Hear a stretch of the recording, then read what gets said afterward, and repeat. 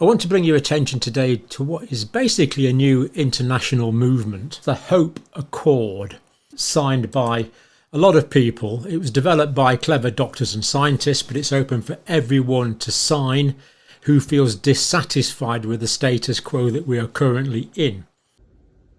I'm dissatisfied. Are you dissatisfied? After all, there are people who have succumbed to injuries, others who unfortunately have lost their lives, and yet no one can be held liable because the manufacturers of said product are legally not liable. The founding signers here, we've got Dr. Claire Craig, Dr. Sunil Dand, Dr. Joseph Freeman, all of whom we've had the privilege of interviewing on this channel, and Dr. Seymour Hotter, of course, friend of this channel, Dr. Brett Weinstein, Dr. Jackie Stone, whose research from Zimbabwe we've talked about, and many others have signed it. And if you go down, you can see who's signed it. So we see Dr. Rosamund Jones there at the top, who we've also had the pleasure of interviewing on this channel, and lots of other well-known and highly reputable professionals. The main points are, so the Hope Accord, that's the link there. Point 1, the immediate suspension of COVID-19 mRNA vaccine products. These vaccine products that contain genetic sequences we feel should be suspended, at least for the time being, until we know one heck of a lot more about them.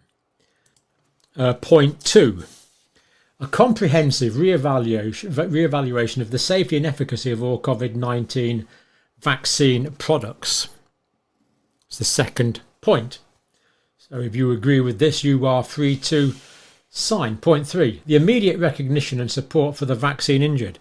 We've interviewed so many people on this channel with appalling, life-changing vaccine injuries. These people need to be recognised. They did the right thing, as we thought at the time, as we were told at the time.